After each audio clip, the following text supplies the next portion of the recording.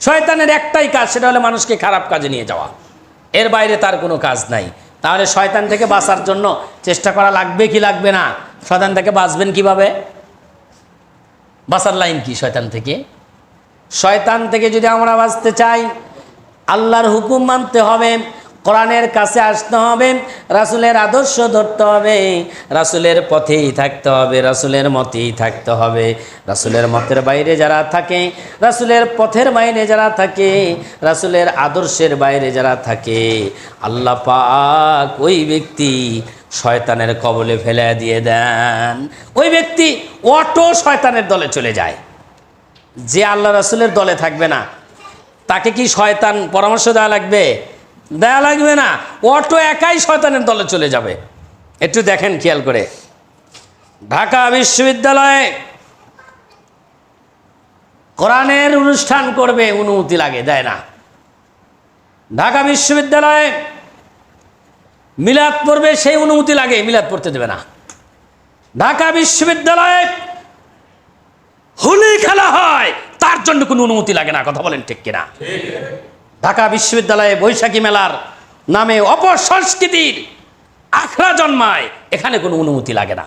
নাট্যকলা শিল্পকলাতে উলঙ্গ হয়ে নাচানাচি করে, এর জন্য কোনো অনুমতি লাগে না। যত অনুমতি আপনার ইসলামী কাজ কর্ম করতে গেলে এই বাংলাদেশের সরকার কাছ থেকে অনুমতি নেওয়া লাগে। কথা বলেন ঠিক কিনা? প্রত্যেকটা বিশ্ববিদ্যালয়ে নব্য জাহিলিয়াত যুগের একেবারে শ্রেষ্ঠ, আবু সেহেলের চাইতেও শ্রেষ্ঠ, এর ভাষাই বলা যায় না, এরকম মানুষ ভিসি হিসেবে নিয়োগ দিয়ে দিয়েছে। আপনি দেখান 90টা ইউনিভার্সিটির, প্রায় 90টা ইউনিভার্সিটির দেখান আপনি কোন ভিসিটা মাথায় টুপি দিয়ে নামাজ পড়তে গেছে। দেখান, একটু দেখান যে এই ভিসিটা মাথায় টুপি দিয়ে নামাজ পড়তে গেছে। আল্লাহু আকবার। কারিগরি বোর্ড চেনেন তো?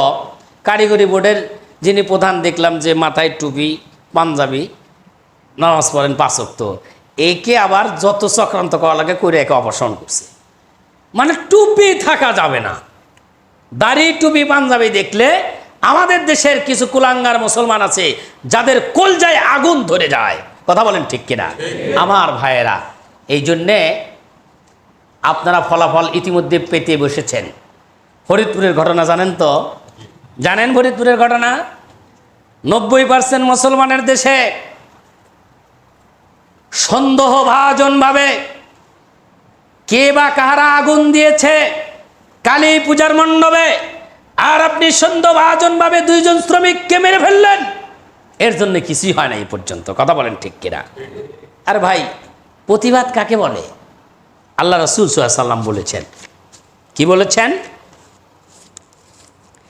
আন হুযায়ফা রাদিয়াল্লাহু তাআলা আন্না নবী সাল্লাল্লাহু আলাইহি ওয়াসাল্লাম قال والذي نفسي بيده لتأمرن بالمعروف وتنهون عن المنكر।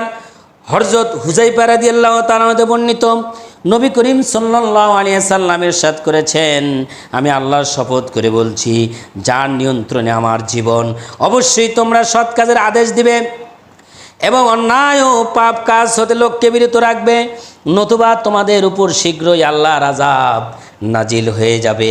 অতঃপর তোমরা তা হতে নিষ্কৃতি পাওয়ার জন্য দোয়া করতে থাকবে।